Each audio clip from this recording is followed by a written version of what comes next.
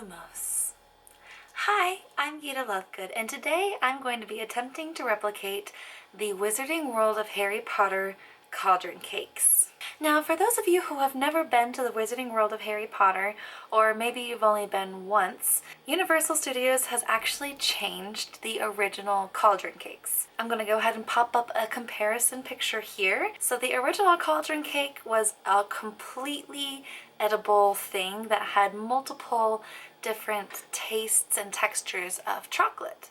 The other newer Cauldron Cake is a cake put into a silicone cauldron and then topped off with icing that makes it look like flames. Personally, I actually really miss the original Cauldron Cakes. I fell in love with those, and every time I went I looked forward to getting them, and I bragged about them to literally everybody. And so when I went back this last time, I think 2 years ago, I was really disappointed to see that they had changed their recipe. So today I'm going to be making both types of cauldron cakes. So I have looked up how other people have made these. I will go ahead and link that down below, along with all the recipes that I'm going to be following today, because I'm not going to follow the exact recipe of the people that have made their own recipes. I'm going to piece together my own fun things to make it taste impeccable. So that's for the old cauldron cakes, and then for the new ones I do have the silicone mold, because now whenever you go and buy a cauldron cake you get the silicone mold. I did notice that a lot of people just threw theirs out, which is really sad, but I definitely kept mine. If you go to Universal, I recommend waiting till the end of the day to grab a cauldron cake. Maybe not all the way to the end of the day just in case they sell out, but towards the end of your trip, so that you don't have to carry this around all day, because it really was not the easiest thing to carry around because of how messy it ended up getting. Icing was just really messy and so much, and we could not finish it because of how much sugar it was. And then the icing melted because we were in the hot park, and needless to say we had sugar all over the place. But it was worth it. I've got my cauldron silicone mold, so I can make some cauldron cakes just like the new ones, and I can replicate my favorites.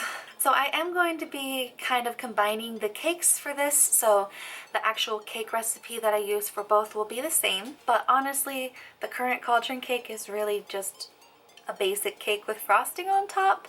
So the fun one that you're going to want to follow along to is the original recipe, so I'll make sure to prioritize that for you guys and really try to show you what I'm doing so that you can make this at home. So first I've got about 1 inch of water in a little small pot, and I'm going to put a heat resistant glass, one that you can heat up, in a microwave or in the oven.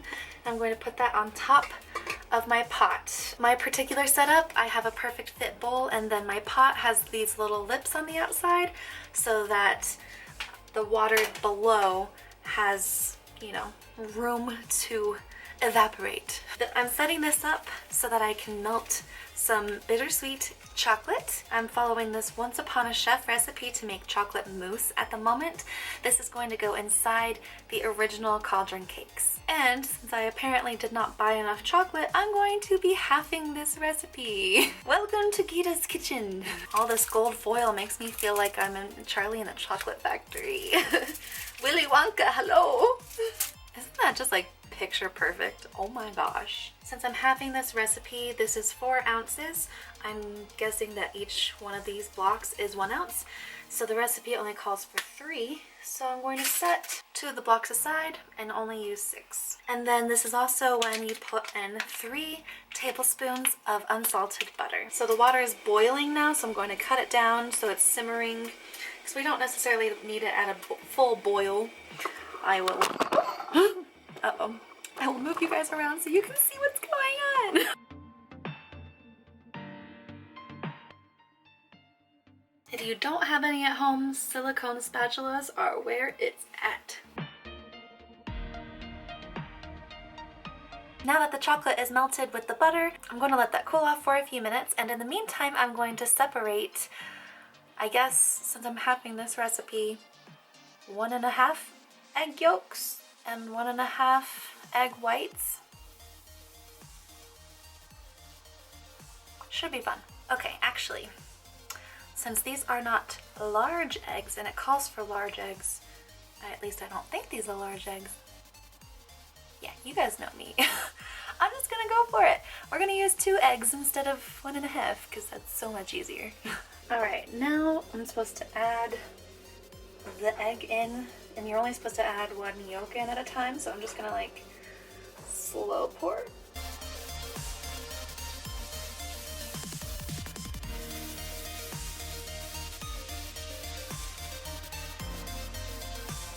This next part should be fun. I need to break out my electric whisk. Alright, time to froth these up a little bit.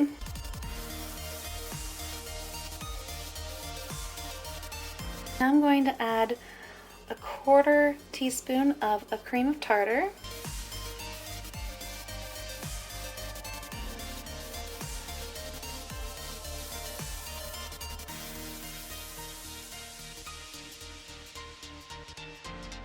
Alright, so those are some loose peaks. I don't know if you guys can see, but I've got some loose peaks going. So this is where I'm supposed to add in, normally it is a 1/4 cup of sugar, so I guess I just need an 1/8 cup of sugar. Okay, my camera's a little bit hot, so I'm needing to work on a little bit of a faster pace. So I have about an 1/8 cup of sugar here that I'm going to be adding.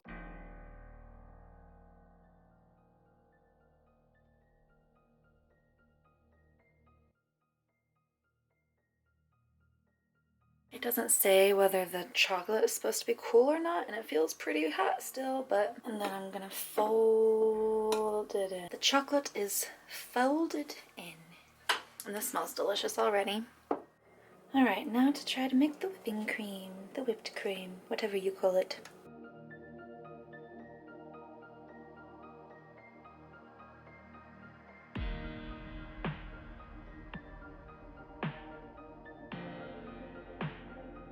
Stiff peaks. Now to fold it in one more time.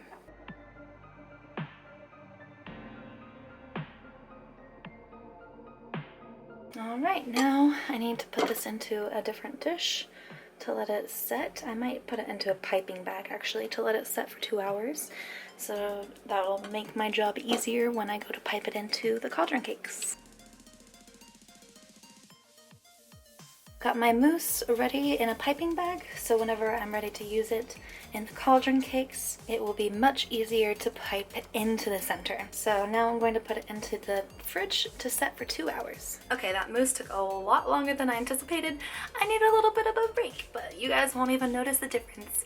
I'll be back in just a second to continue on with the recipe. Alright, I'm back. It is the next afternoon. That mousse took way longer than I anticipated, even with my electric mixer. So yeah, had to wait, but I'm excited to continue on. So now I'm going to be starting on the cake batter, and this is going to be for both of the cauldron cakes, the old version and the new version.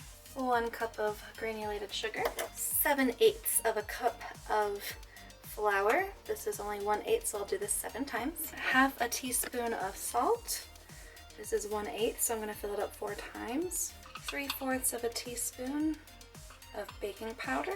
Alright, and lastly 3/8 of a cup of cocoa powder. First I'm going to sift all the dry ingredients and combine them well before I add my wet ingredients. And that's why we sift, people. Old flour. Love that. You guys know I love my silicone, so silicone whisk.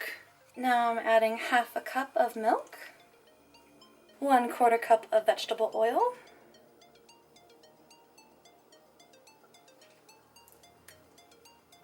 and 1 egg.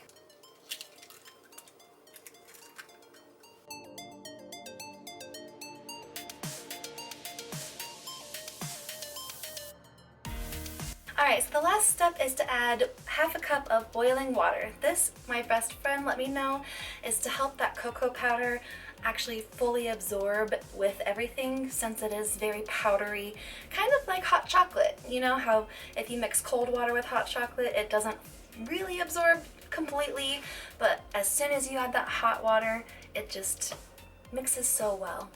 So I'm going to do a little bit of extra so that hopefully what happened with Hagrid's cake doesn't happen here. I know some of you in the comments said add a little bit more moisture, so I'm going to, instead of adding half a cup, I'm going to add a little bit more than half a cup, almost to a full cup because of my elevation. And I'm going to make it coffee instead of boiling water because that just really enhances the chocolate flavor of cake.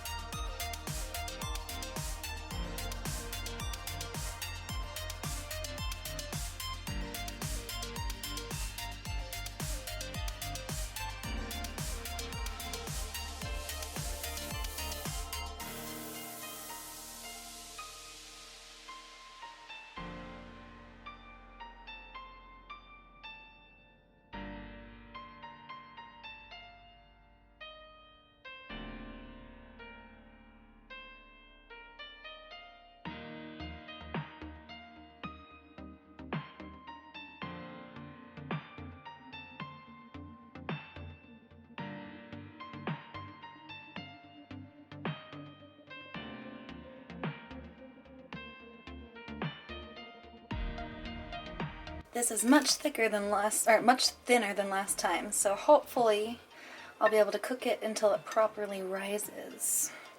If you're new to my channel, I live in Denver, so I have to consider high elevation baking when I bake here.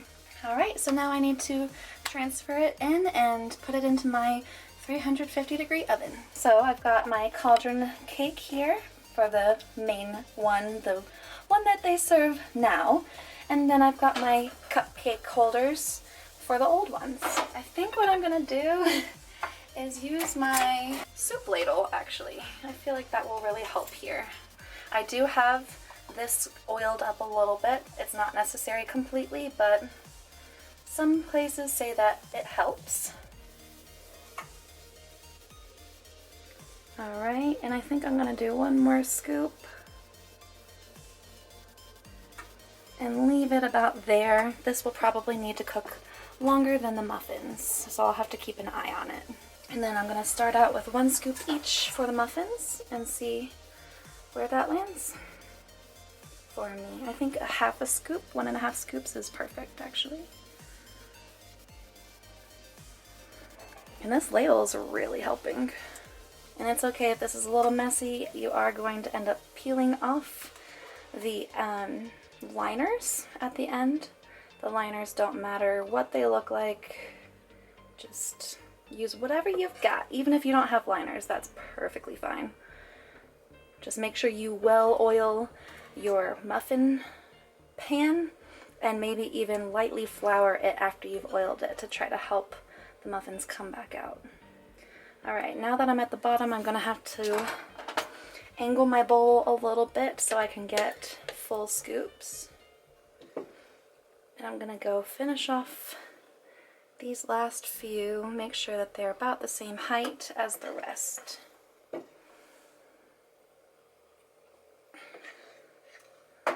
Alright. These are looking good. I don't feel like this would be too bad, so I'm gonna put the last bit of this in this cauldron.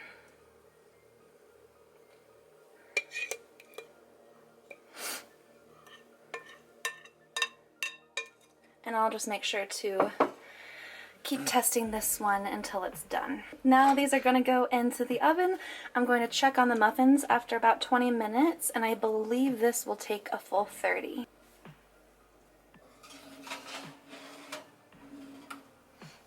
And since that is a silicone cauldron, you don't want to put that just by itself in the oven. You want to put it on a cookie sheet so you have something sturdy to pick it up off of. If you try to like put it in by hand, you'll probably squeeze out all of that cake batter. So just in case you didn't think all of that way through, there's a quick tip. Alright, I'll see you guys soon. Okay, so this is through my oven door, hence the bad quality. As you can see, the cauldron has bubbled over, but it stopped bubbling, so that's a good sign. The muffins are good. They are super, super moist, but they are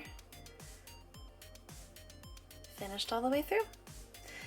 So, going to be waiting on this to finish, and then I'm going to pull it out and let these all cool off, and I will continue on with the process. Okay, so now I've got my muffins done. They are cooling down. I've got my cauldron and the silicone cauldron done. It did spill over a lot, but honestly, I'm not worried about it. Who cares about a little bit of cake on the outside of the silicone cake mold? It's not, I don't have to take it out, so it can be part of the decorations. And then I have also melted some of this Ghirardelli white melting chocolate chips, and then I just kind of spread them out evenly on the bottom of this square glass container so that later I can scrape off some shavings for the decorative topping. So now I need to make some buttercream icing, and then I'm going to color it and, you know, prepare that to go onto the cauldron cake that you can get right now. I'm going to add 3 egg whites. Calls for 2.5 large ones. Half a cup of granulated sugar. Half a cup of powdered sugar. 1/8 spoon of cream of tartar. Half a teaspoon of vanilla extract. Now I'm supposed to put this over a medium heat and keep stirring until this all completely dissolves. That is so weird with the egg whites and the sugar. That is like the most bizarre consistency. But this is Rosanna Pansino, the queen herself, her recipe, so I'm gonna follow it to a T as best as I can. Alright, this is seeming a lot more homogeneous. Now I'm going to take it off the heat and throw it onto a blender and keep blending that on the stand mixer for about 10 to 15 minutes is what it says. 15 to 20 minutes until this is cooled completely.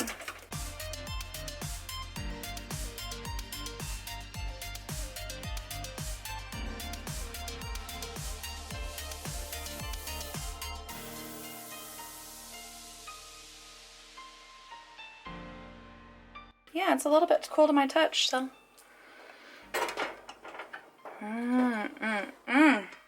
Okay, so now on a low speed, add the butter 1 tablespoon at a time until fully combined.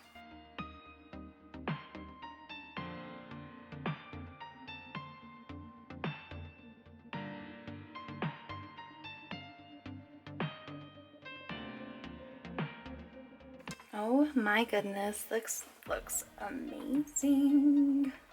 I did half this recipe as well. I obviously won't need this much, but it was easier to half it than to third it, or even to quarter it. Right, so I've got a little bit in this bowl and a little bit in this bowl, and I'm going to color more of it yellow and less of it red. Do we even have yellow? I don't know. So apparently I don't have any yellow food coloring like I thought I did. So instead I'm going to make 1 red and I guess 1 maybe pinkish or a deeper red. We'll see. Alright, so now I'm going to be making the little icing, putting it together so that whenever I want to top off the cauldron cake that you can get now, whenever I'm ready to finish that, it'll be ready. So I'm going to do the Rosanna Pansino trick. I'm going to lay out some plastic wrap. Alright, and so she said to lay it out as much into a square as you can. The trick is to not push too hard and let it build up on your spatula and it'll travel over.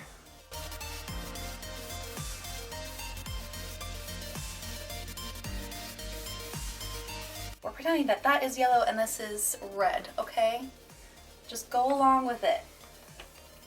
Don't harp on me for not having the right food coloring.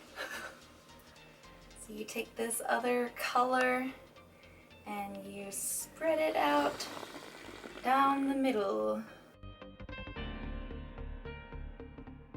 That's pretty good. You take one end and you fold it over, and I'm guessing you go all the way. Is that how she does it? I think she folds it back over, but I don't see how that logically works. Okay. Rolling it all the way up. Now I got my little icing burrito, and I always forget this part. First I gotta put in my little thing for the icing, piping tip, and I am using this shape with all the ridges. I like to put my bag in here so that I can have two hands. And I think I'm supposed to cut off the tip so that it can come out, and then throw that puppy in there.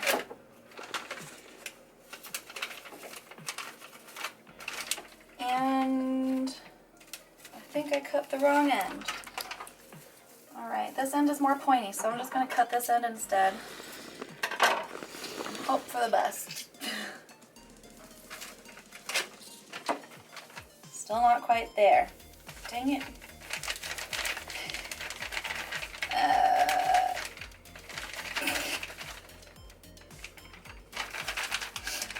My burrito is too fat.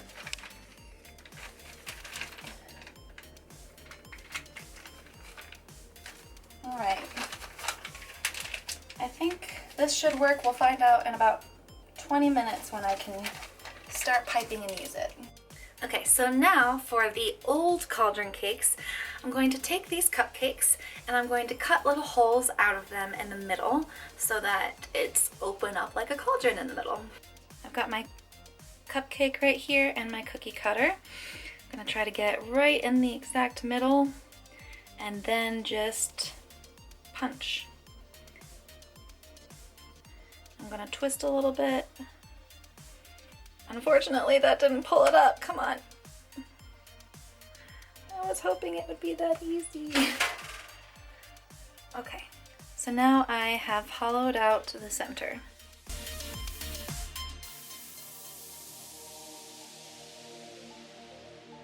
Now I'm going to turn your direction to the chocolate. I know you can't see it now, but I do have 2 pieces of milk chocolate. I accidentally started to melt them a little bit earlier, so that's why they look like that. Don't mind me, you know. So once this milk chocolate is melted, I'm going to be dipping each of these little cupcakes in to kind of protect the bottom and create a rounded bottom with the melted chocolate. This will also help create feet, and then at the end I'm going to try to lay out little handles to put on at the end.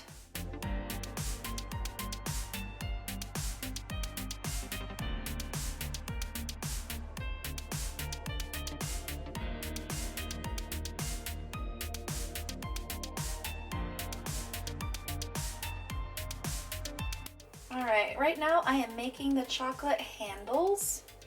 This is just candy coating chocolate. So all I've done is melt it and I'm just shaping it back into the shape that I want. And I'm making a few different handles since I haven't done this before. I'm making plenty of extras just in case some turn out better than others. You know, how things normally do. So now I'm going to take my cupcakes and dip them in the chocolate.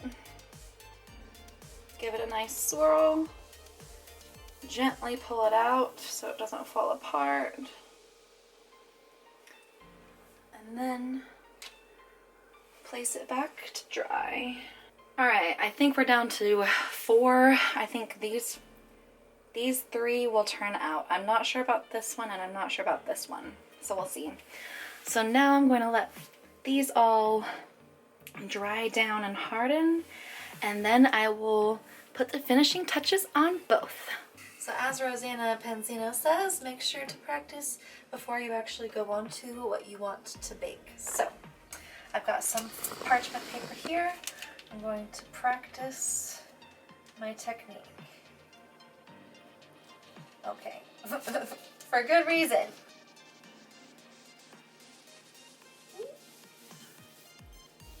I think that's one, okay. So I'm gonna start in the middle, and go up. And remember, I wanted the pink to be yellow and the green to be red. So if you're replicating this at home and you have all the right food coloring, I recommend you use it with the right colors. Oh no, it's coming back out the top again.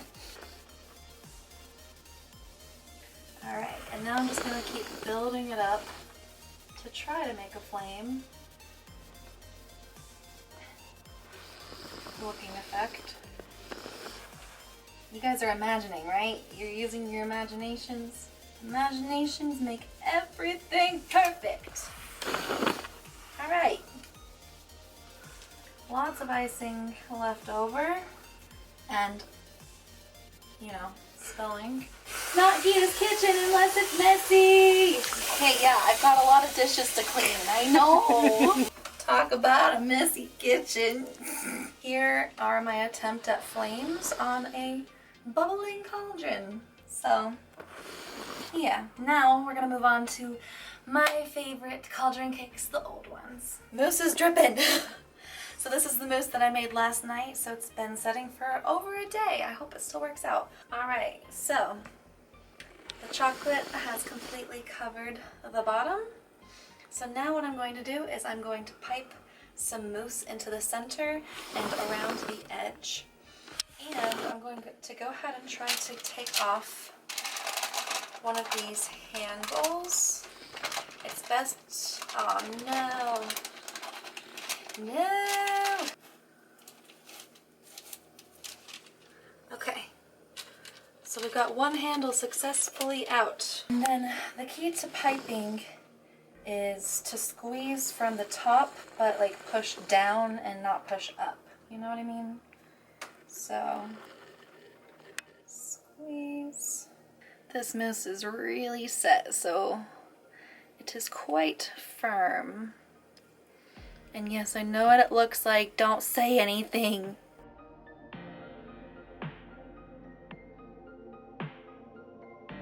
The symmetry is overwhelming. I'm doing my best. Oh my gosh. This is like... Alright, so now I'm just gonna fill in the top. Because I want this to not look like poop. Too late. I'm gonna try to layer it out. Please. Let's try this method. Where's a lazy Susan when you need one? I know, right? Okay. That's better. Alright, so now you take your little handle and you stick it into the mousse right up top. Alright, I'm trying to get white chocolate curls, but I think I messed up somewhere. So I'm just gonna make it white chocolate shavings, you know? Sprinkle some white chocolate on. And then put the handle back in. I'm gonna try to press it into the cupcake a little bit. I broke in the middle, of course. Well, you guys get the point. Alright, I'm gonna try the one that I know I don't like as much first. And I'm gonna try to get, see, the problem is at the Wizarding World, the icing even goes like a little bit lower. And so you really have to dig to get any cake, but then you get like almost unproportionate bites. So I'm gonna try to make it more proportionate for myself than it was, if that's possible. Oh, okay. Yep, a lot of icing. And then it's almost impossible to dig and not get icing.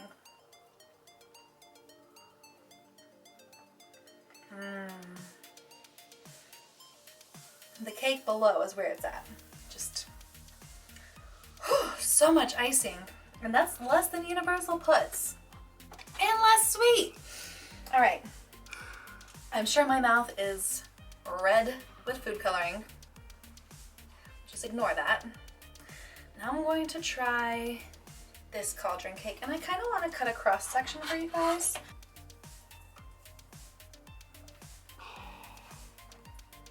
That is gorgeous. Oh my goodness. What a beautiful cross section. Okay, here we go. For old time's sake.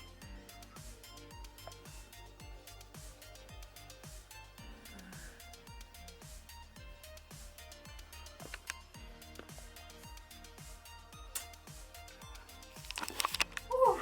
Wow, okay. Super, super, super rich, but brings me back to the original days of going to Universal Studios. I went the year that they dropped it. That coincidentally was the year that my mom died, and my mom had promised to take us there that year, so my siblings made sure that we still went, and that was the first time I tried a cauldron cake. And every time I went back, I made sure to get them. I told all my friends about them. I talked them up so much, so I'm super excited that I got to replicate this recipe and try it, and it tastes just like it did in the park. So here you have it. We've got the old cauldron cake from Universal Studios Wizarding World of Harry Potter and the new one with the wrong color icing, but you know, I trust in your imaginations. This one is my preferred one. You can eat the entire thing. It just feels more like a cauldron cake versus this feels like a cake in a cauldron. But it is fun because you can take it home and replicate it really easily. So, I don't know, you give and you take. If you replicate one, I of course recommend replicating this one, but it is very time consuming. It took me a lot longer than I anticipated to make these, so just a quick heads up there. Yes. Alright, I hope you enjoyed this. Let me know in the comments down below if you're going to try making either of these. And let me know which one you think that you would prefer. Do you miss the old one? Alright, thank you so much for watching. Until next time, you know what to do. Make sure to use your magic wisely and keep an eye out for Dementors. Nox.